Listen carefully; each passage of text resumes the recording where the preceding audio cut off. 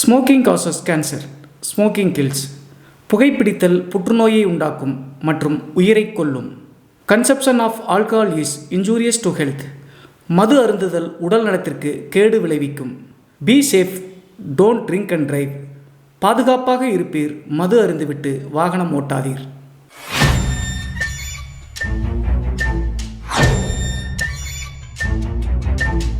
Hi everybody, நான் உங்கள் Siva. Welcome to our channel. இன்றைய காணொலியில் தமிழ்நாட்டினுடைய வேலூருக்கு அருகாமையில் நடந்த ஒரு அதிபயங்கர அமானுஷ்ய திகில் சம்பவத்தை தாங்க முழுமையாக பார்க்க போகிறோம். இந்த சம்பவத்தில் ஒரு பணக்காரர்கிட்ட வாடகை டிரைவராக வேலை செஞ்ச ஒரு நபருக்கு அவருடைய வாழ்க்கையில் திடீர்னு ஒரு அப்நார்மல் திருப்பம் ஏற்பட்ட பிறகு நடந்த திகில் மற்றும் அமானுஷ்ய சம்பவம் தாங்க இன்றைய காணொலி.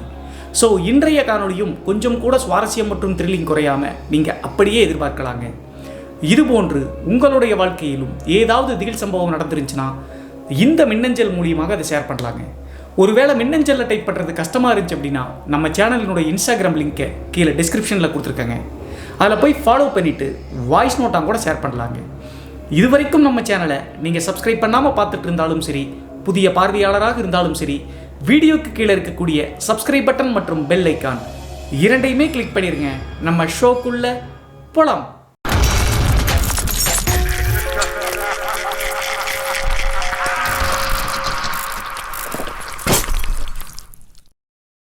இந்த அமானுஷ்ய சம்பவம் நான் ஏற்கனவே சொன்ன மாதிரி தமிழ்நாட்டினுடைய வேலூரிலிருந்து ஒரு 15 கிலோமீட்டர் தொலைவில் இருக்கக்கூடிய ஒரு அழகிய கிராமத்தில் 2005ஆம் காலகட்டத்தில் நடந்த திகில் சம்பவம் தாங்க இந்த சம்பவம். இந்த சம்பவத்தை நம்மளுக்கு மின்னஞ்சல் மூலியமாக ஷேர் பண்ணது நிவாஸ் அப்படிங்கிற நம்ம சேனலினுடைய சப்ஸ்கிரைபருங்க. இந்த நிகழ்வு 2005ஆம் காலகட்டத்தில் அவங்களுடைய அப்பாவுக்கு நடந்த சம்பவங்க. அப்படி என்ன நடந்துச்சு அப்படின்னு சொல்லி பார்த்தா, 2005ஆம் காலகட்டத்தில் இந்த நிவாசனுடைய அப்பா வேலூர் இருக்கக்கூடிய அவங்களுடைய கிராமத்திலிருந்து ஒரு 2 கிலோமீட்டர் தள்ளி இருக்கக்கூடிய ஒரு பணக்காரனுடைய வீட்டில் டிரைவராக வேலை செஞ்சுட்டு இருக்காருங்க, கார் டிரைவராக. நிவாசனுடைய அப்பாவினுடைய பேர் ஆவுடையப்பனுங்க. இந்த ஆவுடையப்பன் அந்த பணக்காரர்கிட்ட கிட்டத்தட்ட ஒரு 7-8 வருடங்களாக கார் டிரைவராக வேலை செஞ்சுட்டு இருக்காருங்க. அது மட்டும் இல்லாமல் அந்த பணக்காரங்களுக்கு இந்த ஆவுடையப்பன் அப்படிங்கிறவர் ரொம்ப நம்பிக்கையான நபருங்க. அந்த பணக்கார முதலாளிக்கு ஏகப்பட்ட பிஸ்னஸ் இருக்குங்க. அது மட்டும் இல்லாமல் வேலூரில் தோல் தொழிற்சாலை ஒன்று நடத்திட்டு இருக்காருங்க. தோல் தொழிற்சாலையில் எக்கச்சக்கமான டிரைவர்கள் இருந்தாலும் கூட தன்னுடைய சொந்த காரை ஓட்டுவது ஆவுடையப்பனால் மட்டும்தாங்க முடியும். அவரை மட்டும்தான் அந்த முதலாளி ரொம்ப நம்புவாருங்க. 2005ஆம் காலகட்டத்தில் அந்த முதலாளியினுடைய வீட்டில் ஒரு சின்ன ஃபங்க்ஷன் நடக்குதுங்க. அந்த ஃபங்க்ஷனுக்கு நிறைய க்ளோஸ் ரிலேட்டிவ்ஸ் நிறைய பேர் வீட்டுக்கு வர்றாங்க. வீட்டுக்கு அந்த ஃபங்க்ஷனும் நல்லபடியாக முடியுதுங்க. முடிஞ்ச பிறகு பெங்களூர்லேருந்து வந்த ஒரு க்ளோஸ் ரிலேட்டிவ் ஒருத்தங்க வரும்போது ஃப்ளைட்டில் தாங்க வந்திருக்காங்க. திரும்பி போகும்போது ஃப்ளைட் கிடைக்காத காரணத்தினால என்ன பண்ணுறது அப்படின்னு சொல்லிட்டு தவிக்கிறத பார்த்துட்டு அந்த முதலாளி ஆவுடையப்பன்கிட்ட ஒரு முக்கியமான விஷயத்த சொல்கிறாருங்க. நம்மளுடைய கார்லேயே எடுத்து போய் பெங்களூரில் ட்ராப் பண்ணிவிட்டு திரும்பி ரிட்டர்ன் வந்துரு அப்படின்னு சொல்லி சொல்கிறாருங்க. அப்போது இந்த ஆவுடையப்பன் என்ன சொல்கிறாருன்னா, நான் இன்னும் குளிக்கல முதலாளி, ஒரு 1 கிலோமீட்டர் தள்ளி தான் நம்ம வீடு இருக்குது, நான் போய் குளிச்சுட்டு வந்துடுறேன், அது வரைக்கும் வெயிட் பண்ண சொல்லுங்க அப்படின்னு சொன்ன காரணத்தினால சரின்னு சொல்லிட்டு ஆவுடையப்பன் தன்னுடைய 2 வீலர் எடுத்துட்டு 1 கிலோமீட்டர் தொலைவில் இருக்கக்கூடிய அவங்களுடைய கிராமத்துக்கு போகிறாருங்க. குளிச்சுட்டு அந்த முதலாளியினுடைய வீட்டுக்கு ரிட்டர்ன் பைக்லேயே வந்துட்டு இருக்காருங்க. வரும்போது ஒரு நாய் குறுக்க விபத்து ஏற்பட்டுருதுங்க. விபத்து ஏற்பட்டு கீழே விழுந்த காரணத்தினால கை மற்றும் கால்களில் சிராய்ப்பு ஏற்பட்டு ரத்தம் வர ஆரம்பிச்சுங்க. இருந்தாலும் பரவாயில்ல அப்படி சொல்லிட்டு 2 வீலர் எடுத்துட்டு நேராக பங்களாவுக்கு வந்த உடனே முதலாளி பார்த்துட்டு ஆவுடையப்பனை திட்டாருங்க. என்னடா ஆச்சு அப்படின்னு சொல்லி கேட்ட உடனே வரும்போது நாய் குறுக்க விழுந்துட்டு அப்படின்னு சொன்ன உடனே நீ டிரைவிங் பண்ண வேண்டாம் அப்படின்னு சொல்லிட்டு அந்த க்ளோஸ் ரிலேட்டிவ் சொல்லிட்டாங்க, முதலாளியும் சொல்லிட்டாரு. அப்போதுதான் இந்த முதலாளி என்ன பண்றாரு அப்படின்னா, தொழிற்சாலையில் வேலை செய்யக்கூடிய மாரிச்சாமி அப்படின்னு சொல்லக்கூடிய ஒரு டிரைவருங்க. அவர் தோல் தொழிற்சாலையில் ஈச்சர் வண்டி ஓட்டக்கூடியவருங்க. இருந்தாலும் காரை நல்லாவே ஓட்டுவாருங்க. அவ்வப்போது ஆவுடையப்பன் விடுமுறை காரணத்தினால நின்றுட்டார் அப்படின்னா இந்த மாரிச்சாமி அப்படிங்கிறவர் தான் முதலாளியினுடைய காரை ஓட்டுவது வழக்கங்க. அதை அடிப்படையாக கொண்டு முதலாளி தொழிற்சாலையில் இருக்கக்கூடிய மாரிச்சாமியை வீட்டுக்கு வர சொல்றாருங்க. அவர் காரை ஓட்டி பெங்களூர்ல போய் ரிலேட்டிவை டிராப் பண்ண சொல்லி திட்டாருங்க. அதே நேரத்தில் ஆவுடையப்பனுக்கு பணம் கொடுத்து ஹாஸ்பிட்டலில் போய் ட்ரீட்மெண்ட் எடுத்துட்டு போய் ரெஸ்ட் எடுறா 2-3 நாள் அப்படின்னு சொல்லி சொன்ன காரணத்தினால சரின்னு சொல்லிட்டு ஆவுடையப்பன் கிளம்பி போயிட்டாருங்க. அதற்கடுத்து 1 மணி நேரம் கழிச்சு மாரிச்சாமியும் தொழிற்சாலையிலிருந்து வீட்டுக்கு வந்துடுறாருங்க. வந்த உடனே காரை எடுத்துக்கிட்டு பெங்களூரை நோக்கி அந்த ரிலேட்டிவோடு கிளம்புறாருங்க மாரிச்சாமி. அந்த காரை பற்றி சொல்லணும் அப்படின்னா, அந்த முதலாளிக்கு அந்த கார் ரொம்ப சென்டிமெண்டான காருங்க. அந்த காரை வாங்கின பிறகுதான் தன்னுடைய செல்வ செழிப்பு எல்லாமே வந்துச்சு அப்படின்னு சொல்லிட்டு நம்புறாருங்க. அந்த காரணத்தினால எவ்வளவோ பணம் இருந்தாலும் கூட, நல்ல லக்ஸரி கார்ஸ் இருந்தாலும் கூட அந்த காரை தான் ரொம்ப செலவு பண்ணி அந்த பழைய காரையே வச்சுட்டு இருந்திருக்காருங்க. அது மட்டும் இல்லாமல் அந்த கார் ரொம்ப பழைய மாடல் காருங்க. இருந்தாலும் எல்லா ஃபெசிலிட்டிஸோட ஆல்ட்ரேஷன் பண்ணி ரொம்ப எக்ஸ்பென்சிவோட அந்த காரை வச்சிருக்காருங்க. அதற்கடுத்து மாரிச்சாமி பெங்களூர்ல அவங்களை டிராப் பண்ணிட்டு திரும்பி ரிட்டர்ன் வருவதற்காக வேலூரை நோக்கி வந்துட்டு இருக்காருங்க.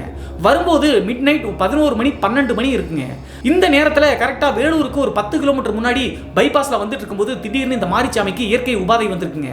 சரி, வண்டியை ஓரங்கட்டி நிறுத்திட்டு நம்ம ரெஸ்ட் ரூம் போயிட்டு வரலாம் அப்படின்னு சொல்லிட்டு வண்டியை ஓரங்கட்டி ரோட்டினுடைய சைடில் நிப்பாட்டிட்டு ரெஸ்ட் ரூம் போறாருங்க. ரெஸ்ட் ரூம் போயிட்டு மறுபடியும் அந்த கார் எடுத்துட்டு டக்குன்னு வந்து இவர் பார்க்கலையா அல்லது லாரிக்காரங்க மேலே தப்பா அப்படின்னு சொல்லிட்டு தெரியலீங்க. ரோடினுடைய வலதுபுறம் நோக்கி ஸ்டேரிங்கை திருப்பும் போது லாரி ஒன்று மிக வேகத்தில் வந்துட்டு இருக்குங்க. சரக்கு லாரி கண்ட்ரோல் பண்ண முடியாமல் லாரி மேலே மோதி பெரிய விபத்து ஏற்பட்டுருதுங்க. அந்த விபத்திலேயே மாரிச்சாமி துடிக்க கார்லேயே வந்து உயிரிழந்து இறந்து போயிடுறாருங்க. அதற்கடுத்து 2005 காலகட்டத்தில் ஓரளவுக்கு பட்டன் செல் நிறைய பேர்த்துக்கிட்டு இருக்குங்க. மாரிச்சாமி கிட்டையும் பட்டன் செல் இருந்த காரணத்தினால அந்த பட்டன் செல் மூலியமாக முதலாளி மற்றும் உற்சாரர்களுக்கெல்லாம் அந்த கான்டாக்ட் மூலியமா தகவல் கொடுத்துட்றாங்க. தகவல் கொடுத்து முதலாளி மற்றும் மாரிச்சாமியுடைய சொந்தக்காரங்களை வந்து பார்த்து அவருடைய சடலத்தை எடுத்து போய் ஜிஹெச்சில் எடுத்து போய் ஒப்படைக்கிறாங்க. பெரும்பாலும் விபத்து ஏற்பட்டுச்சு அப்படின்னா அந்த போஸ்ட்மார்டம் பண்ணுவது வழக்கங்க. அதே மாதிரி போஸ்ட்மார்டம் பண்ணி முடிச்சு மாரிச்சாமியுடைய இறுதி சடங்கெல்லாம் நல்லடக்கம் பண்ணி முடிக்கிறாங்க. மாரிச்சாமி இப்படி காரில் ரிட்டர்ன் வரும்போது உயிரிழந்த விஷயத்தை கேட்டு ஆவுடையப்பனுக்கும் மனசு கஷ்டமா இருந்திருக்குங்க. கைகால்கள் எல்லாம் சிராய்ப்பு ஏற்பட்டிருந்தாலும் கூட மாரிச்சாமியும் தன்னுடைய நண்பன் மாதிரி தாங்க பழகி இருந்திருக்காரு உயிரோடு இருக்கும்போது. அந்த காரணத்தினால அந்த துக்க வீட்டுக்கு அவரும் போயிட்டு தாங்க ரிட்டர்ன் வந்திருக்காரு. இந்த டைம்ல அந்த முதலாளியினுடைய உற்சார உறவினர்கள் எல்லாமே அந்த காரை வித்துருங்க அப்படின்னு சொல்லிட்டு சஜஷன் பண்றாங்க. பெரும்பாலும் ஒரு வாகனத்தில் வந்து யாராவது ஒரு நபர் இறந்து போயிட்டாங்க அப்படின்னா அந்த வாகனத்தை வச்சுக்க வேண்டாம் அப்படின்னு சொல்லிட்டு ஐதீகப்படி சொல்லுவாங்க. என்ன காரணம் அப்படின்னா அந்த வாகனத்தில் தான் உயிர் போயிருக்கு, ஸோ அதனால் வச்சுக்கிட்டோம் அப்படின்னா அந்த ஆன்மா அங்கேயே தான் தங்கியிருக்கும் அப்படின்னு சொல்லிட்டு ஒரு நம்பிக்கைங்க. இதை சொன்ன உடனே அந்த முதலாளி அதை அக்செப்ட் பண்ணிக்கவே இல்லைங்க. நான் ஏற்கனவே சொன்ன மாதிரி அந்த காரை ரொம்ப சென்டிமெண்ட்டாக வச்சிருக்காருங்க. ரொம்ப பழைய மாடல் காராக இருந்தாலும் கூட ரொம்ப எக்ஸ்பென்சிவாக செலவுகளை பண்ணி அந்த காரை வச்சிருக்கிறதுக்கு காரணம் இந்த காரணால தான் நம்ம மேலோங்கி செல்வத்தில் வந்து வந்திருக்கோம் அப்படின்னு சொல்லிட்டு நம்பின காரணத்தினால அவங்க சொல்வதை காதலியே வாங்கிக்கலைங்க. அதற்கு பின்பு அந்த காரை மெக்கானிக் செட்டில் போய் விடுறாருங்க. சைடு முழுவதுமே அந்த டிரைவர் சைடு டோர் முழுவதுமே அடிபட்ட காரணத்தினால மறுபடியும் ரெடி பண்ண சொல்லி அந்த காரை ஃபுல் ஃபார்மில் ரெடி பண்ணுறாருங்க. நல்ல நீட்டாக ரெடி பண்ணுறாரு. அதற்கடுத்து கிட்டத்தட்ட 15 நாட்கள் ஆச்சுங்க அந்த காரை ரெடி பண்ணுவதற்கு. 15 நாள் கழிச்சு கார் ரிட்டர்ன் வீட்டுக்கு வருதுங்க. அந்த 15 நாள் கழிச்சு கார் வந்த உடனே 16வது நாள் இறந்து போன மாரிச்சாமிக்கு வந்து இறுதி சடங்கு, அதாவது அந்த காரியம் செய்வாங்க இல்லையா, அந்த காரியம் செய்யக்கூடிய சடங்கு நடக்குது அப்படின்னு சொல்லிட்டு முதலாளிக்கு தகவல் வருதுங்க. அதே நேரத்தில் இந்த 15 நாட்களுக்குள்ள ஆவுடையப்பனும் ஓரளவுக்கு ரெடி ஆயிட்டாருங்க. உடம்பெல்லாம் ரெடி ஆயிடுச்சு. அந்த காரணத்தினால கார் எடுறா மாரிச்சாமியுடைய வீட்டுக்கு போய் அந்த துக்கத்தில் அனுசரிச்சுட்டு வரலாம் அப்படின்னு சொன்ன காரணத்தினால கார் எடுத்துட்டு அந்த வீட்டுக்கு போறாங்க. அந்த கார் எடுத்துட்டு மாரிச்சாமியுடைய வீட்டுக்கு பக்கத்தில் நெருங்கி வந்த உடனே அந்த குடும்பத்தார் எல்லாமே நடுநடுக்கிறாங்க அந்த காரை பார்த்து. என்னதான் இருந்தாலும் இந்த காரில் தான் உயிரை விட்டார் அப்படின்னு சொல்லிட்டு அவங்களுக்குள்ள ஒரு மனசுக்குள்ள கஷ்டம் இருந்துருங்க. அதற்கடுத்து அந்த காரை நிறுத்திட்டு முதலாளி மற்றும் ஆவுடையப்பன் 2 பேரும் அந்த துக்க காரியத்தில் 16வது நாள் காரியத்தில் ஈடுபடுறாங்க. அப்போதும் முதலாளி கொஞ்சம் பண உதவி எல்லாம் கொடுத்துட்டு ஏதாவது ஹெல்ப் வேணா சொல்லுமா அப்படின்னு சொல்லிட்டு அந்த காரியமெல்லாம் முடிச்சு கார் எடுத்துட்டு ரிட்டர்ன் வீட்டுக்கு வந்துட்டாங்க. இந்த சம்பவத்திலிருந்து கிட்டத்தட்ட 1 வார காலகட்டம் எந்தவித பிரச்சனையும் இல்லாமல் தாங்க இருந்துச்சு. அதே நேரத்தில் இந்த காரை வந்து பார்த்தீங்கன்னா ஆவுடையப்பன் அடிக்கடி ஓட்டுனாலும் கூட லோக்கலில் மட்டும் தாங்க போயிட்டு வந்துருந்தாரு. 1 வார காலகட்டம் கழிச்சு திடீர்னு ஒரு நாள் இரவு ஒரு 10 மணி 11 மணி இருக்குங்க. என்ன ஆச்சு அப்படின்னு சொல்லி பார்த்தா இந்த முதலாளி வந்து ஆவுடையப்பனுக்கு ஃபோன் பண்ணுறாருங்க. ஃபோன் பண்ணி நான் மும்பைக்கு கிளம்பணும்டா பிஸ்னஸ் ரீதியாக டக்குன்னு வந்து கூப்பிட்டாங்க, அதனால என்னை சென்னை ஏர்போர்ட்டில் கொண்டு வந்து ட்ராப் பண்ணிட்டு திரும்பி காரை கொண்டு வந்து வீட்டில் விட்டுரு அப்படின்னு சொல்கிறாருங்க. இவரும் சரி அப்படின்னு சொல்லிட்டு கிளம்பி நேராக ஒரு 10 மணி தோராயமாக வீட்டுக்கு போய் சேர்ந்துட்டாருங்க. வீட்டுக்கு போயிட்டு கார் எடுத்துட்டு முதலாளியும் கூப்பிட்டு சென்னை ஏர்போர்ட்டில் போய் ட்ராப் பண்ணிட்டு மறுபடியும் ரிட்டர்ன் வரும்போது 11 மணி 11:30 மணி ஆயிடுச்சுங்க. சாப்பிட்டு முடிச்சுட்டு ஜாலியாக மெதுவாக தாங்க கிளம்பி வந்துட்டு இருக்காரு. திரும்பி ரிட்டர்ன் வந்துட்டு இருக்கும்போது கரெக்டாக வேலூருக்கு ஒரு 10 கிலோமீட்டருக்கு முன்னாடிங்க தண்ணீர் தாகம் அடிக்குது அப்படின்னு சொல்லிட்டு வாட்டர் கேனை வந்து பார்த்தீங்கன்னா சைடில் வச்சிருக்காருங்க. அதை எடுத்து இப்படி குடிச்சிட்டு வண்டி ஓட்டிகிட்டே வந்து பார்த்தீங்கன்னா வாட்டர் கேனை திரும்பி ரிட்டர்ன் வைக்கிறாருங்க. திரும்பி ரிட்டர்ன் வச்சுட்டு மறுபடியும் ரோட் சைடு பார்க்கும்போது ஒரு பெரிய ஷாக்குங்க இந்த ஆவுடையப்பனுக்கு. என்ன ஆச்சு அப்படின்னு சொல்லி பார்த்தா வாட்டர் கேனை இப்படி வச்சு டர்ன் பண்ண அடுத்த செகண்டே திடீர்னு யாரோ ரோட்டினுடைய சைடு கிராஸ் ஆன மாதிரி ஒரு மனிதன் கிராஸ் ஆன மாதிரி ஃபீல் ஆகுதுங்க. சடனாக பிரேக் போட்ட உடனே வண்டி அப்படியே டக்குன்னு ஆஃப் ஆயிடுச்சுங்க. அது மட்டும் இல்லாமல் நெஞ்செல்லாம் படபடம் ஆயிடுச்சுங்க இந்த ஆவுடையப்பனுக்கு. என்ன ஆச்சு அப்படின்னு சொல்லி பார்த்தா மின்னல் வேகத்தில் போயிட்டு இருந்த காரினுடைய நடுப்பகுதிக்கு யாரோ வந்த மாதிரி தான் பார்த்துட்டு டக்குன்னு பிரேக் போட்டிருக்காருங்க. அதற்கடுத்து வண்டியை நின்ன காரணத்தினால இறங்கி போய் சுற்றி முற்றி யாராவது இருக்காங்களா அப்படின்னு சொல்லிட்டு பார்க்கும்போது யாருமே இல்லைங்க. அந்த நேரத்தில் யாரோ குறுக்க போன மாதிரி இருந்துச்சு அப்படின்னு சொல்லிட்டு யோசிச்சு பார்த்துட்டு அந்த இடத்த சுற்றி முற்றி பார்க்குறாருங்க. அந்த இடத்தை சுற்றி பார்க்கும்போது ஆவுடையப்பனுக்கு ஒரு பெரிய ஷாக்குங்க. ஒரு 20 நாளைக்கு முன்னாடி உயிரிழந்த அந்த மாரிச்சாமி உயிரிழந்த அதே இடத்துல தாங்க இப்போது கார் நிற்குது. அது மட்டும் இல்லாமல் டக்குன்னு ஒரு மனுஷன் வேற கிராஸ் ஆனதை பார்த்தமே, அந்த மனுஷனை எங்கேயும் காணுமே அப்படின்னு சொல்லிட்டு சுற்றி முற்றியும் பார்க்குறாருங்க. அந்த இடம் 2 சைடும் வந்து பார்த்தீங்கன்னா வெள்ளாமை காடுகள் மாதிரி இருக்கக்கூடிய இடம் தாங்க. 2005 காலகட்டத்தில் அந்த ரோடெல்லாம் ஒரு வழி ரோடு தாங்க. அதே நேரத்தில் சுற்றி முற்றியும் பார்த்துட்டு கொஞ்சம் பயந்துட்டாருங்க ஆவுடையப்பன். இருந்தாலும் இந்த ஆவுடையப்பன் கொஞ்சம் தைரியமான ஆளுங்க, அமானுஷ்யத்தில் மேலையெல்லாம் நம்பிக்கை கிடையாது. அதற்கடுத்து வண்டி ஆஃப் ஆயிடுச்சு அப்படின்னு சொல்லிட்டு மறுபடியும் வந்து வண்டிக்குள்ள உட்காந்து வண்டியை ஸ்டார்ட் பண்ண பார்க்குறாருங்க. ஸ்டார்ட் ஆகவே இல்லை. என்னடாச்சு எல்லாமே அப்நார்மலாக நடக்குது, இந்த இடத்துல தானே ஒரு 20 நாளைக்கு முன்னாடி நம்முடைய நண்பன் மாரிச்சாமி உயர விட்டு இறந்து போனா இடமாச்சு அப்படின்னு சொல்லிட்டு யோசிக்கிறாருங்க. இந்த ஆவுடையப்பனுக்கு காரை பற்றி ஓரளவுக்கு நல்லாவே தெரியுங்க. 7 வருடங்களாக இந்த முதலாளி கிட்ட வேலை செய்யறது மட்டும் இல்லாமல் அவருக்கு முன்னாடி 5 வருடம் வேற ஒரு முதலாளி கிட்ட வேலை செஞ்சாருங்க. ஓரளவுக்கு காரில் ஏதாவது பிரச்சனை அப்படின்னா இவரே கண்டுபிடிச்சிருவாருங்க. அந்த காரணத்தினால கார் பேனட்டை தூக்கி முன்னாடி ஏதாவது பிரச்சனை இருக்கா, ரேடியேட்டர்ல தண்ணி இல்லையா, ஏன்னா பழைய கால மாடல் வண்டி ஸோ அப்படின்னு சொல்லிட்டு செக் பண்ணி பார்க்குறாருங்க. அப்படி செக் பண்ணி பார்க்கும்போது எல்லாமே நார்மலாக தாங்க இருக்குது. இருந்தாலும் வண்டி ஸ்டார்ட் ஆகவே இல்லைங்க. அதுக்கடுத்து யாருக்காவது ஃபோன் பண்ணலாமா அப்படின்னு சொல்லிட்டு யோசிக்கிறாருங்க. யாருமே உதவிக்கு இல்லை. என்னடா பண்ணுறது அப்படின்னு சொல்லிட்டு குழப்பத்தில் ஆவுடையப்பன் வந்து டென்ஷனாக யோசிச்சுட்டு இருக்கும்போது திடீர்னு காருடைய பேக் சைடு இருந்து ஒரு குரல் எழும்புதுங்க. அந்த குரல் என்ன அப்படி சொல்லி பார்த்தா ஆவுடை அப்படின்னு சொல்லிட்டு கூப்பிடுறாங்க. இந்த ஆவுடை அப்படின்னு சொல்லிட்டு பாதி பேர் சொல்லி கூப்பிடுவது ஒரே ஒரு ஆள் மட்டும் தாங்க. இறந்து போன மாரிச்சாமி தாங்க தன்னுடைய நண்பரான ஆவுடையப்பனை ஆவுடை அப்படின்னு சொல்லிட்டு கூப்பிடுவாரு. அதே குரல் தாங்க டக்குன்னு கேட்குது.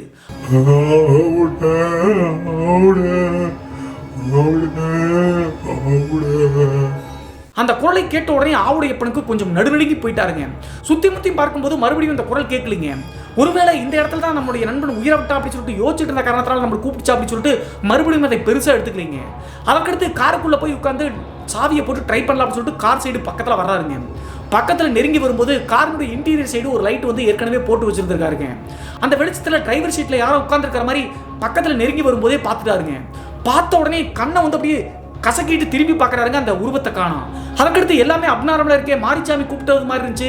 இப்போது ஸ்டேரிங் பக்கத்தில் யாரோ உட்கார்ந்த மாதிரி இருந்து திடீர்னு காணாமே அப்படின்னு சொல்லிட்டு யோசிக்கிறாருங்க. இவருக்குள்ளேயே கொஞ்சம் பயம் வர ஆரம்பிச்சிருச்சுங்க. அந்த டைம்ல மறுபடியும் ஆவுட அப்படின்னு சொல்லிட்டு ஒரு அழுகிற மாதிரி ஒரு குரலுங்க.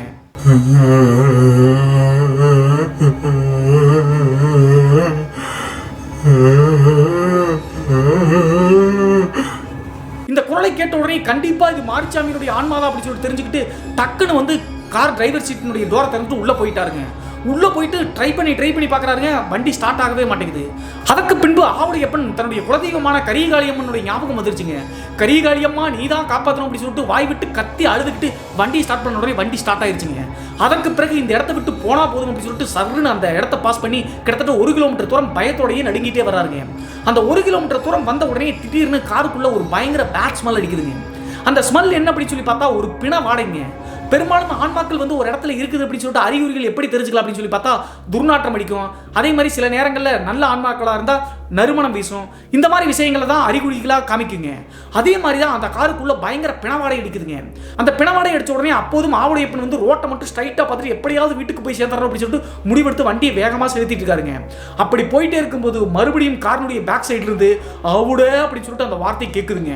அதை கேட்ட உடனே சரட்டுன்னு வந்து பார்த்தீங்கன்னா பின்னாடி திரும்பி பார்க்குறாருங்க. திரும்பி பார்க்கும்போது தத்ரூபமாக இறந்து போன மாரிச்சாமியே தாங்க பின்னாடி சீட்டில் உட்காந்துக்கிட்டு. அது மட்டும் இல்லாமல் அந்த தோற்றம் எப்படி இருந்துச்சு அப்படின்னு சொல்லி பார்த்தா அவர் எடுத்து போய் போஸ்ட்மார்ட்டம் பண்ணாங்கல்ல, தலையெல்லாம் வந்து ஒரு கட்டு போட்டுப்பாங்கல்ல, அந்த தோட்டத்தில் மிக கொடூரமாக மாரிச்சாமி பேக் சீட்டில் உட்காந்துட்டு கையை முன்னாடி வந்து ஆவுடையப்பன் தோலை நீட்டுற மாதிரி நீட்டுறாருங்க. இதை பார்த்த உடனே அரண்டு போயிட்டாருங்க ஆவுடையப்பன். டக்குன்னு காரை விட்டு எந்திரிக்கலாம் அப்படின்னு சொல்லிட்டு கத்திட்டாருங்க. பெரும்பாலும் ஒரு உருவத்தை அப்படி பார்த்தோம் அப்படின்னா கொஞ்சம் மைண்ட் பிளாக் ஆயிரும் இல்லையா, அந்த மாதிரி மைண்ட் பிளாக் ஆனதாங்க. அதுக்கடுத்து என்ன ஆச்சு அப்படின்னு சொல்லிட்டு ஆவுடையப்பனுக்கு தெரியவே இல்லைங்க. காலையில் ஒரு 4 மணி 4:30 மணிக்கு முடிச்சு பார்க்குறாருங்க. முடிச்சு பார்க்கும்போது ஆவுடையப்பன் காரில் ஏறாம உட்காந்துருக்காரு. அதே நேரத்தில் நைட்டு நடந்த விஷயத்தெல்லாம் யோசிச்சு பார்த்து நம்ம எங்கே இருக்கோம் அப்படின்னு சொல்லிட்டு பார்க்கும்போது மாரிச்சாமியினுடைய வீடு இருக்கு இல்லையா, இறந்து போன மாரிச்சாமியினுடைய வீடு, வீட்டுக்கு கொஞ்சம் முன்னாடி வந்து பார்த்தீங்கன்னா முள்ளு வேலிகள் மாதிரி ஒரு இடம் இருக்குங்க, வெற்றான இடம். அந்த இடத்துல தான் எப்போதும் மாரிச்சாமி வந்து பார்த்தீங்கன்னா எப்போதும் கார் ஓட்டிட்டு வந்தாருன்னா அந்த இடத்துல தான் நிப்பாட்டுவார். அதே இடத்துல தான் இப்போது ஆவுடையப்பன் நிப்பாட்டியிருக்காருங்க. அதுக்கடுத்து காரனுடைய கண்ணாடி வழியாக அந்த வீடை பார்க்கும்போது மாரிச்சாமியினுடைய வீட்டு வாசலுக்கு கொஞ்சம் தூரம் தள்ளி தாங்க நிற்குது. நைட்டு வந்து அந்த கார் நின்ன காரணத்தினால மாரிச்சாமியினுடைய குடும்பத்தில் கிராமம் அப்படிங்கிற காரணத்தினால முன்னாடியே தூங்கிட்டாங்களாட்டுங்க. இந்த கார் வந்து நின்னதை பார்க்கவே இல்லை. அதே நேரத்தில் ஆவுடையப்பன் முடிச்சு பார்த்து இங்கே எதுக்கு நம்ம வந்தோம் அப்படின்னு சொல்லிட்டு நைட்டெல்லாம் நடந்தது ஞாபகம் வந்துருச்சுங்க. நம்மளை பொசஸ் பண்ணிக்கான இங்கே கூட்டு வந்திருக்கோம் அப்படின்னு சொல்லிட்டு யோசிச்சுட்டு அவசரமாக நேராக பங்களாவை நோக்கி அந்த கார் வந்து சேர்ந்துருச்சுங்க. பங்களாவில் கொண்டு வந்து கார் செட்டில் வந்து காரை நிறுத்திட்டு நேராக வீட்டுக்கு வந்தவர் தாங்க ஆவுடையப்பன். வீட்டுக்கு வந்து அன்றைய நாள் காலையிலிருந்து பயங்கர காய்ச்சலுங்க. கிட்டத்தட்ட 2 நாள் விடாத காய்ச்சல் இருந்த காரணத்தினால ஹாஸ்பிட்டல் போயிட்டும் வந்துட்டும் இருந்திருக்காருங்க. அது மட்டும் இல்லாமல் இப்படி நடந்த நிகழ்வை யாருக்கிட்டையும் சொல்லிங்க. இந்த சமயத்தில் தான் இன்னொரு நண்பர் மூலியமாக இந்த ஆவுடையப்பனுக்கு ஒரு தகவல் வருதுங்க.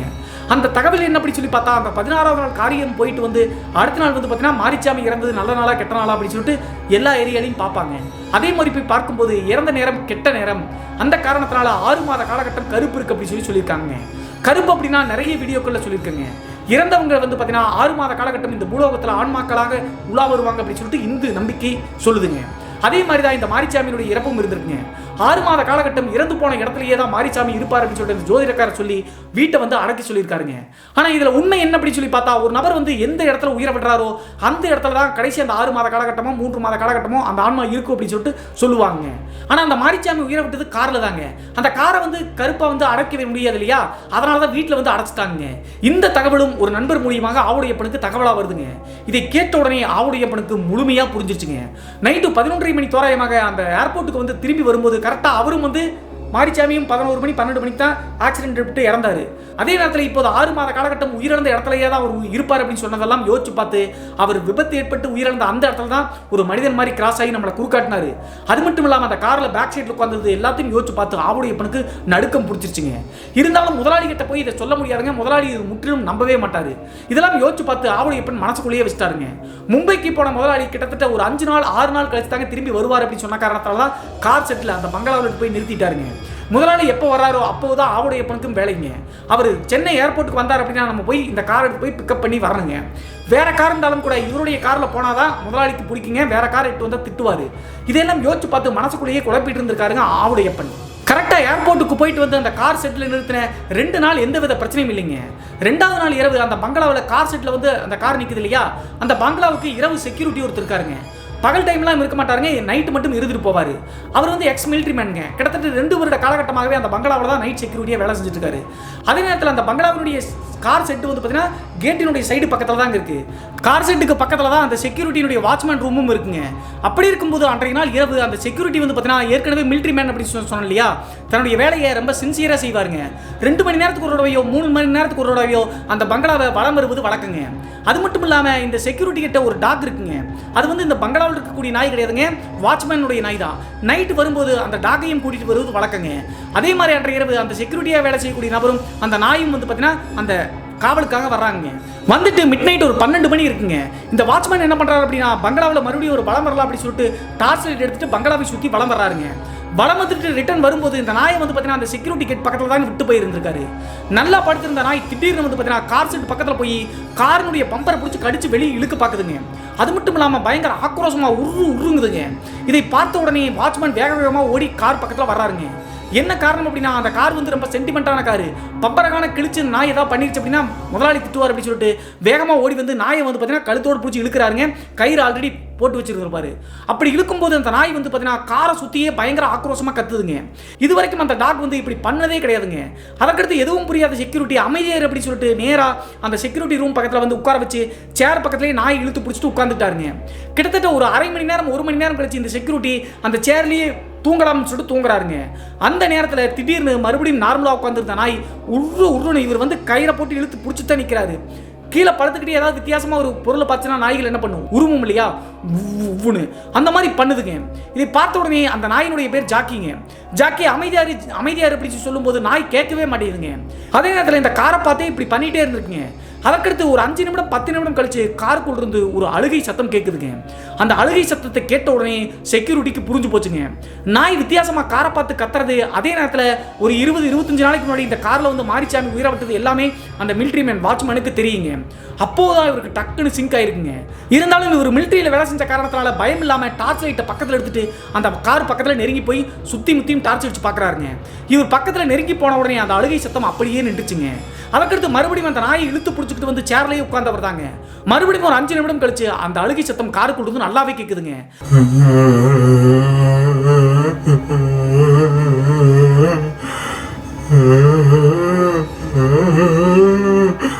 அந்த குரலை கேட்ட உடனே புரிஞ்சிருச்சிங்க அந்த செக்யூரிட்டிக்கு அது மாரிச்சாமியினுடைய குரல் தான் அப்படி சொல்லிட்டு. இருந்தாலும் தைரியத்தை வரவழைச்சிட்டு நாயை வந்து பார்த்தீங்கன்னா அந்த செக்யூரிட்டி கேட்டில் ஒரு கம்பம் மாதிரி அதில் கட்டி வச்சுட்டு நேராக டார்ச் எடுத்துட்டு அந்த கார் பக்கத்தில் மறுபடியும் போறாருங்க. அந்த நாய் வந்து அவரை போகவே விட மாட்டேங்குது, பயங்கர ஆக்ரோஷமாக கத்துது. அதற்கடுத்து நேராக கார் பக்கத்தில் போனவர் காருக்குள்ளே தான் அந்த அழுகை சத்தம் கேட்குது அப்படின்னு சொல்லி தெரிஞ்சுக்கிட்டு டார்ச் லைட்டை வந்து பார்த்தீங்கன்னா அந்த டிரைவர் சீட் இருக்கு இல்லையா, அதுக்குள்ளே அந்த கண்ணாடி வந்து பார்த்தீங்கன்னா எப்பயுமே பிளாக் கலர் ஸ்டிக்கர் மாதிரி ஒட்டிடுவாங்க, தெரியாது இல்லையா. ஸோ அதுக்குள்ளே டார்ச் லைட் அடிச்சு முகத்தை பக்கத்தில் கண்ணாடி பக்கத்தில் வச்சு உள்ளே பார்க்குறாருங்க. முகத்தை பக்கத்தில் வச்சு பார்த்த உடனே டிரைவர் சீட்லேயே வந்து பார்த்தீங்கன்னா மறுபடியும் எப்படி ஆவுடையப்பன் பார்த்தாரோ அதே மாதிரி மாரிச்சாமி அந்த போஸ்ட்மார்ட்டம் பண்ணும்போது கட்டியிருந்தாங்கல்ல முகத்தோட்டம், அந்த தோட்டத்திலேயே வந்து பார்த்தீங்கன்னா வாட்ச்மேனை பார்க்குறாருங்க ஆக்ரோஷமாக. இதை பார்த்த உடனே அரண் அடிச்சு வாட்ச்மேன் என்ன பண்ணாருன்னா நாயையும் இழுத்துக்கிட்டு நேராக பங்களாவினுடைய மெயின் டோர் இருக்கு இல்லையா அந்த பக்கத்தில் ஓடிட்டாருங்க. இவர் வந்து இதுவரைக்கும் தைரியமான ஆள் அப்படின்னு சொல்லிட்டு எல்லாரும் சொல்லியிருக்காங்க. அதனால நம்ம இதை போய் சொன்னோம் அப்படின்னா நம்மளை கோலைன்னு சொல்லிடுவாங்க அப்படின்னு சொல்லிட்டு மனசுக்குள்ளேயே வச்சுக்கிட்டு விடியற வரைக்கும் அந்த பங்களாவினுடைய மெயின் டோர் பக்கத்துலேயே உட்காந்துட்டாருங்க. அந்த செக்யூரிட்டி ரூமுக்கோ அல்லது அந்த கார் செட்டுக்கோ போகவே இல்லைங்க. விடியற வரைக்கும் உட்காந்துட்டு காலையில் எதுவும் தெரியாத மாதிரி கிளம்பிட்டாருங்க. யாருக்கிட்டையும் சொல்லவும் இல்லை. நைட்டு நம்ம எப்படியாவது சேஃப்டியாக இருந்துக்கணும். அதே நேரத்தில் முதலாளி வந்த உடனே ஏதாவது ஒரு காரணம் சொல்லி இந்த வீட்டை விட்டு நம்ம வெளியே போயிடலாம் அப்படின்னு சொல்லிட்டு செக்யூரிட்டி மனசுக்குள்ள நினைச்சிட்டாருங்க. இப்படி இருக்கும்போது 2 நாள் 3 நாள் டெய்லியுமே வந்து பார்த்தீங்கன்னா நைட்டு அந்த காரில் வித்தியாசமான சத்தம் கேட்கறது, அழுகை சத்தம் கேட்கறது, இந்த மாதிரி நடந்துகிட்டே இருக்குங்க. 3 நாள் 4 நாள் கழிச்சு கரெக்டாக அந்த மும்பை போன முதலாளி வந்து பார்த்தீங்கன்னா ரிட்டன் ஏர்போர்ட்டுக்கு வர மாதிரி நியூஸ் வந்துருச்சுங்க. ஆவுடைய அப்பனுக்கு ஃபோன் பண்ணி சொல்லிட்டாரு. அதே நேரத்தில் சென்னை ஏர்போர்ட்டுக்கு முதலாளி வரக்கூடிய நேரம் 8 மணி சொல்லியிருந்திருக்காருங்க. 8 மணிக்கே வந்து நேராக பங்களாவுக்கு வந்து அந்த கார் எடுத்துட்டு ஆவுடைய அப்பன் நேராக ஏர்போர்ட்டுக்கு போயிட்டாருங்க. ஏர்போர்ட்டுக்கு போயிட்டு ஃப்ளைட் லேட் ஆகிட்டு கிட்டத்தட்ட 1 மணி நேரத்துக்கு மேலே ஆயிடுச்சு. 9 மணி 9:30 மணிக்கு தான் முதலாளி வந்திருக்காருங்க. வந்த பிறகு முதலாளி கூப்பிட்டு வேலூரை நோக்கி கார் வந்து பறந்து வந்துட்டு இருக்குங்க. எப்போதுமே முதலாளி காரினுடைய பேக் சீட்டில் உட்காருவதாங்க வழக்கம். அதே மாதிரி தான் அன்றைய நாள் வந்து முதலாளி காரினுடைய பேக் சீட்டில் உட்காந்துட்டு ஆவுடைய அப்பன் டிரைவ் பண்ணிட்டு வந்துகிட்டே இருக்காருங்க. சிட்டியை தாண்டி வேலூர் நோக்கி வந்துட்டு இருக்கும்போது நடந்த விஷயங்களை சொல்லலாமா வேணாமா அப்படின்னு சொல்லிட்டு ஆவுடைய அப்பன் மனசுக்குள்ள 1000 குழப்பங்க. என்னதான் சொன்னாலும் இந்த காரை விட்டு கொடுக்க மாட்டார் அப்படின்னு சொல்லிட்டு ஆவுடைய அப்பனுக்கு தெரியுங்க. அப்படி இருக்கும்போது கரெக்டாக அந்த மாரிச்சாமி உயிரிழந்த அதே ரோட்டுக்கு பக்கத்தில் வரும்போது டக்குன்னு வந்து பார்த்தீங்கன்னா பின்னாடி உட்காந்துட்டு இருந்த முதலாளி ஆவுடைய படம் பார்த்து ஆவுட வண்டியை நிறுத்து அப்படின்னு சொல்றாருங்க. இந்த இடத்துல வேணாம் முதலாளி, கொஞ்சம் தள்ளி போய் நிறுத்தலாம் அப்படின்னு சொன்ன உடனே நான் தெரிஞ்சுட்டு தாண்டா சொல்றேன் நிறுத்து அப்படின்னு சொல்லி சொல்றாருங்க. முதலாளி சொல்லிட்டாரு அப்படின்னு சொல்லிட்டு வேற வழி இல்லாம வண்டி நிறுத்தின உடனே அந்த முதலாளி வந்து பார்த்தீங்கன்னா காரினுடைய டோரை திறந்து வெளியே போய் நிற்கிறாருங்க. சைடில் வயல்வெளிகள் மாதிரி இருக்குது, அக்ரிகல்ச்சர் தான் சொன்னல, ஓரமாக வந்து பார்த்தீங்கன்னா ரெஸ்ட் ரூம் போகிற மாதிரி ரெஸ்ட் ரூம் போயிட்டு இருக்காருங்க. அதே நேரத்தில் இந்த ஆவுடையப்பன் மனசுக்குள்ளேயே பயந்துக்கிட்டு இந்த இடத்துல தான் உயிரை விட்டானே இப்படி சொல்லிட்டு அதே இடத்துல நிற்க சொல்லி இவர் வேறு இப்படி பண்ணுறாரு அப்படின்னு சொல்லிட்டு காருக்குள்ளேயே உட்காந்துருக்காருங்க. கிட்டத்தட்ட 10 நிமிடத்துக்கு மேலே ஆகுதுங்க. அந்த ரெஸ்ட் ரூம் போயிட்டு அப்படியே நின்று சிலை மாதிரி நின்று அந்த முதலாளி வந்து திரும்பி வரவே இல்லைங்க. அதற்கடுத்து முதலாளி அப்படின்னு சொல்லிட்டு கூப்பிட்டும் கூட அவர் ரெஸ்பான்ஸ் பண்ணவே இல்லைங்க. அதற்கு பின்பு சரி காரை விட்டு இறங்கி போய் கூப்பிடலாம்னு சொல்லிட்டு காரை விட்டு இறங்கினதாங்க. பக்கத்தில் நெருங்கி போய் முதலாளி அப்படின்னு சொல்லும்போது சொல்லு ஆவுட அப்படின்னு சொல்லி சொல்கிறாருங்க முதலாளி. ஆனால் அந்த டோன் வந்து பார்த்தீங்கன்னா இது முதலாளியினுடைய டோனே கிடையாதுங்க. முதல் முறை வந்து பயந்தார் இல்லையா ஆவுட அப்படின்னு சொல்லிட்டு அதே டோன் தாங்க. இது முதலாளியினுடைய வாயிலிருந்து கேட்ட உடனே ஆவுடையப்பனுக்கு உடம்பே நடுங்கி போச்சுங்க. இருந்தாலும் முதலாளியை விட்டுட்டும் போக முடியாது. வேகமாக ஓடி போய் முதலாளியை வந்து பார்த்தீங்கன்னா முதுக பிடிச்சி ஒரு கொடுக்குறாருங்க. கொடுக்குற உடனே அப்படியே ஆவுடையப்பனை திரும்பி பார்த்த உடனே ஆவுடையப்பனுக்கு கொடையே நடுங்கி போச்சுங்க. அவருடைய முகத்தோட்டம் நார்மலாகவே இல்லைங்க. அதுக்கடுத்து என்னாச்சு முதலாளி போலாம் அப்படின்னு சொன்ன உடனே நீ போய் காரில் இருக்கிற நான் தான் காரை ஓட்டுவேன் அப்படின்னு சொல்லி சொல்கிறாருங்க முதலாளி. அதற்கு பின்பு வேற வழி இல்லாமல் போய் காரினுடைய சைடில் உட்கார்ந்தது தாங்க. டிரைவர் சீட்டில் முதலாளி உட்காந்துக்கிட்டு வண்டி ஓட்டுனவர் அங்கிருந்து அந்த இடத்த விட்டு ஒரு 50 அடி திறந்தாங்க போயிருப்பாரு. நடுக்கல் இருக்குங்க, மயில்கள் இருக்கும் இல்லையா, அந்த மாதிரி அந்த மயில்கள் எடுத்து போய் நச்சுன்னு காரை இடிச்சிட்டாருங்க. வேணும் நேரம் அடிக்கிறாரு. முன்னாடி சைடு சீட்டில் உட்காந்து இந்த ஆவுடையப்பன் வந்து பார்த்தீங்கன்னா தலையில் அடிபட்டு ரத்தம் தாரதாரையாக போகுதுங்க. அதே நேரத்தில் இந்த முதலாளிக்கு வந்து அடிபட்டாலும் கூட பல்ல வந்து ஈன்னு காமிச்சிட்டு சிரிக்கிறாருங்க. அதுக்கடுத்து முதலாளி எப்படி விட்டுட்டு போகிறது, வீட்டுக்கு போனால் அவங்க திட்டுவாங்களே சொந்தக்காரங்களா அப்படின்னு சொல்லிட்டு யோசிச்சுக்கிட்டு முதலாளி அப்படின்னு சொல்லவே அந்த நடுக்கல்ல இடிச்சுக்கிட்டு இவர் வந்து ரத்தம் வந்த காரணத்தினால ஆவுடையப்பன் அப்படியே சீட்டில் மயக்கமாயி சாஞ்சிட்டாருங்க. அதற்கு பின்பும் காரை ரிட்டர்ன் எடுத்துட்டு நேராக புயல் வேகத்தில் கார் போகுதுங்க. ஓட்டிட்டு போகிறது முதலாளியாக இருந்தாலும் கூட அவருடைய உடம்பில் இருக்கிறது மாரிச்சாமி அப்படிங்கிற அந்த இறந்து போன நபருடைய ஆன்மா அப்படி சொல்லிட்டு புரிஞ்சிருச்சுங்க. அதற்கு பின்பு முதலாளியும் எங்கே போயிருக்காரு அப்படின்னு சொல்லி பார்த்தா மாரிச்சாமி வந்து முதலாளியினுடைய உடம்பை பொசஸ் பண்ண காரணத்தினால மாரிச்சாமியினுடைய வீட்டுக்கு முன்னாடி போய் கார் நின்றுருக்குங்க. நின்றுட்டு காரை நிறுத்திட்டு நேராக மாரிச்சாமியினுடைய வீட்டு கதவை அந்நாட்டுக்கு போய் தட்டியிருக்காருங்க. தட்டின உடனே மாரிச்சாமியினுடைய மனைவி தாங்க கதவை திறந்திருக்காங்க. என்னாச்சுங்க முதலாளி அப்படின்னு சொல்லிட்டு பவ்யமாக கேட்குறாங்க. கேட்ட உடனே நான் என் வீட்டுக்கு வந்திருக்கேன், நீ என்ன கேட்குற அப்படின்னு சொல்லிட்டு சரசரன்னு வீட்டுக்குள்ளே போகிறாருங்க. அப்போது மாரிச்சாமியினுடைய அம்மா அப்பா அப்புறம் அவங்களுடைய மனைவி குழந்தைகள்லாம் இருக்காங்க. என்னாச்சு அப்படின்னு சொல்லி கேட்கும்போது நேராக வந்து மாரிச்சாமி இருக்கக்கூடிய அவருடைய வீட்டில் போய் கட்டளை எடுத்து போட்டு உட்காந்துக்கிட்டாருங்க. உட்காந்துக்கிட்டு குழந்தைகளை கூப்பிட்டு பக்கத்தில் வா, நான் தான் அவங்க அப்பா அப்படின்னு சொல்லி சொல்கிறாருங்க. இதை கேட்ட உடனே மாரிச்சாமியினுடைய அம்மா அப்பாவுக்கு புரிஞ்சிச்சுங்க தன்னுடைய மகனுடைய ஆன்மா முதலாளியினுடைய உடம்புல இறங்கி இருக்கு அப்படி சொல்லிட்டு. அதே நேரத்தில் காரில் வந்திருக்காரு அப்படின்னு சொல்லிட்டு எட்டி பார்க்கும்போது கார் வந்து எப்போதும் நிறுத்துற மாதிரி அந்த காலி இடத்துல தாங்க நிறுத்தியிருக்காரு. வேகமாக காரில் போய் பார்க்கும்போது இந்த ஆவுடையப்பன் வந்து பார்த்தீங்கன்னா தலையில் ரத்தம் போயிட்டு மயக்கம் போட்டுருந்தாருல, அவரை பார்த்துட்டாங்க. அதுக்கடுத்து பக்கத்து வீட்டுக்காரங்க எல்லாம் கூப்பிட்டு ஆவுடையப்பனை வந்து நார்மல் படுத்துறாங்க, தண்ணியை தெளிச்சு எழுப்பி. என்ன ஆச்சு அப்படி சொல்லி கேட்ட உடனே முதலாளி எங்கே இருக்காரு அப்படின்னு சொன்னேன். வீட்டுக்குள்ளே போயிட்டு நான் தான் அப்பா அப்படின்னு சொல்லிட்டு மாரிச்சாமியினுடைய குழந்தை கிட்ட பேசுறாரு அப்படின்னு சொன்னேன். ஆவுடையப்பன் எல்லாத்தையும் சொல்லிட்டாருங்க. மாரிச்சாமியினுடைய ஆன்மா வந்து முதலாளியை ஆக்குபை பண்ணிருச்சு. அது மட்டும் இல்லாமல் அவர் தான் என்னை வலுக்கட்டாயப்படுத்தி உட்காந்து நேராக இடிச்சு தலையில் அடிபட்டு நான் மயக்கமாயிட்டேன். இங்கே வருவார் நான் நினச்சேன், அதே மாதிரி தான் வந்திருக்காரு அப்படின்னு சொன்ன உடனே வந்து பார்த்தீங்கன்னா முதலாளிக்கு வந்து மகள் ஒருத்தங்க இருக்காங்க, கல்யாணம் ஆயிடுச்சு. ஆனால் அவங்களும் வேலூரில் தான் இருக்காங்க. அவங்களுக்கு ஃபோன் பண்ணி எல்லா விஷயத்தையும் சொல்லிட்டாங்க. அதற்கடுத்து மகள் மருமகன் 2 பேரும் கார் எடுத்துட்டு நேராக மாரிச்சாமியினுடைய வீட்டுக்கு வந்துட்டாங்க. வீட்டுக்கு வந்த உடனே முதலாளியினுடைய மகள் வந்து அவங்களுடைய அப்பாவுடைய நிலைமை பார்த்து ஒன்றும் புரியலிங்க. அது மட்டும் இல்லாமல் மாரிச்சாமியினுடைய மனைவி வந்து பார்த்தீங்கன்னா அப்படியே எல்லாரும் இருக்கிற மாதிரியே கட்டி பிடிக்கிற மாதிரி போறாருங்க. எல்லாத்தையும் ஆவுடைய பண்ணி எக்ஸ்பிளைன் பண்ண உடனே முதலாளியினுடைய மகள் புரிஞ்சுக்கிட்டு அப்போதே வந்து பார்த்தீங்கன்னா அவங்கெல்லாம் பெரிய ரிச் ஃபேமிலி இல்லையா, ஸோ ஒரு மாந்திரிகவாதிகிட்ட ஆல்ரெடி தெரிய மாட்டேங்குங்க. தொழில் விஷயமாகவெல்லாம் யாரையாவது முடக்கணும் அப்படின்னா அந்த மாதிரி மாந்திரிகத்தில் இவங்க அப்பாவும் ஈடுபடுவது வழக்கம். அந்த மாந்திரிகவாதிக்கு அந்நேரத்துக்கு அவங்களுடைய மகள் வந்து ஃபோன் பண்ணிட்டாங்க. உடனே அவரை கூட்டிட்டு வாங்க அப்படின்னு சொன்ன உடனே அதே காரில் அவரை கட்டாயப்படுத்தி உட்கார வச்சு நேராக அந்த மாந்திரிகவாதி கிட்ட கூட்டிட்டு போயிட்டாங்க. வேலூர்லேருந்து கிட்டத்தட்ட ஒரு 20-30 கிலோமீட்டர் தள்ளி தாங்க அந்த மாந்திரிகவாதி இருக்காரு. அந்த மாந்திரிகவாதி வீட்டுக்கு எடுத்து போய் உட்கார வச்ச உடனே அந்த முதலாளியை உட்கார வச்சு அந்த சக்கரை மாதிரி போடுவாங்க, அதில் உட்கார வச்சு அந்த ரிச்சுவலை ஸ்டார்ட் பண்ண ஆரம்பிக்கிறாருங்க. ஸ்டார்ட் பண்ண உடனே இவங்க எல்லாரும் நினைச்ச மாதிரி மாரிச்சாமியினுடைய ஆன்மா தாங்க அந்த நபரினுடைய உடம்பு இருக்கு. அதற்கடுத்து கஷ்டப்பட்டு முதலாளியினுடைய உடம்புல இருந்து அந்த ஆன்மாவை நீக்கி விட்டாங்க. நீக்கி விட்ட பிறகு அந்த மாந்திரிகவாதின்னு சொன்ன விஷயம் என்ன அப்படின்னு சொல்லி பார்த்தா மாரிச்சாமியினுடைய ஆன்மா அடப்பு இருக்கக்கூடிய காரணத்தினால 6 மாத காலகட்டம் உயிரவிட்ட இடத்துலயே தான் இருக்கும். அந்த காரணத்தினால அவன் உயிரவிட்ட இடம் இந்த கார் தானே, இந்த காரை வச்சிருந்தோம் அப்படின்னா கண்டிப்பா உயிருக்கு ஆபத்து ஏற்படும். எப்போதுமே அந்த ஆன்மா உயிரவிட்ட இந்த இடத்துல தான் இருக்கும் 6 மாத காலகட்டத்துக்கு அப்படின்னு சொன்ன காரணத்தினால அவங்களுடைய மகள் வந்து பார்த்தீங்கன்னா திட்டம் திட்டி ஒரு முடிவெடுக்கிறாங்க. அவங்களுக்கு அவங்களுடைய ஊர் இருந்து கிட்டத்தட்ட ஒரு 3-4 கிலோமீட்டர் தள்ளி ஒரு 60 ஏக்கர்ல ஒரு மாந்தோப்பு இருக்குங்க. அந்த மாந்தோப்பில் எடுத்து போய் இந்த காரை வந்து யூஸ் பண்ணாம அங்கேயே வச்சிடலாம் அப்படின்னு சொல்லிட்டு முடிவெடுத்து அவங்களுடைய மகள் மற்றும் மருமகன் முடிவெடுத்துட்டாங்க. அதே மாதிரி முதலாளியினுடைய உடம்புல இருந்து மாரிச்சாமியினுடைய ஆன்மாவை நீக்கி விட்டு அந்த காரை எடுத்து போய் அந்த மாந்தோப்பில் இருக்கக்கூடிய ஒரு பர்டிகுலர் இடத்துல பயன்படுத்தாத இடத்துல அந்த காரை விட்டுட்டாங்க. அந்த காரை விட்டு கிட்டத்தட்ட 6 மாத காலகட்டமும் அந்த தோட்டத்தில் வேலை செய்யக்கூடிய நிறைய பேர் நள்ளிரவு நேரத்தில் மாரிச்சாமியினுடைய ஆன்மாவை அந்த காரில் பார்த்துருக்காங்க. மாரிச்சாமி இறந்து போய் 6 மாத காலகட்டம் கழிச்சு அவருடைய கருப்பெல்லாம் முடிஞ்ச பிறகு அவங்களுடைய வீட்டில் எப்படி அடப்பு நீக்கினாங்களோ அதே மாதிரி அந்த கார்லையும் போய் சின்ன ஒரு பூஜை செஞ்சு அந்த ஆன்மாவை வந்து பார்த்தீங்கன்னா மோட்சத்துக்கு அனுப்புற மாதிரி அந்த மாந்திரிகவாதியை வச்சு ஒரு பூஜை செஞ்சு முடிச்சிருக்காங்க. அதற்கு பின்பும் அந்த காரை யாரும் பயன்படுத்தலைங்க. முதலாளி வந்து பார்த்தீங்கன்னா இந்த மாதிரி அமானுஷங்கள் மேலே நம்பிக்கை இல்லாமல் இருந்து அவரையே ப்ரொசஸ் பண்ணி இப்படி ஆன காரணத்தினால அவரும் பயந்து போய் இந்த கார் வேணாம்னு சொல்லிட்டாரு. அந்த கார் 2005 காலகட்டத்திலிருந்து இப்போது 2025 காலகட்டம் வரைக்கும் 20 வருடங்கள் ஆனாலும் கூட அந்த மாந்தோப்படி இப்போதும் அங்கேயே தான் இருக்காங்க. இத்து போய் யாருமே அந்த சைடே போகிறதுலையாமங்க. அந்த கார் வந்து அபாண்டட் கார் மாதிரி அங்கேயே பாலடைஞ்சு போய் இருந்து இப்போதும் அங்கே தான் இருக்காங்க. இந்த சம்பவம் 2005 காலகட்டத்தில் இந்த நிவாஸ் அப்படிங்கிற தன்னுடைய அப்பாவான ஆவுடைய எப்படி நடந்தது அப்படின்னு சொல்லிட்டு நிவாஸ் வந்து அவங்க அப்பா கிட்ட கேட்டு எல்லா விஷயத்தையும் நம்ம ஷேர் பண்ணியிருக்காருங்க. இந்த சம்பவத்தை பற்றி உங்களுடைய கருத்து என்ன அப்படின்னு சொல்லிட்டு மறக்காம கமெண்ட் பாக்ஸில் கமெண்ட் பண்ணுங்க.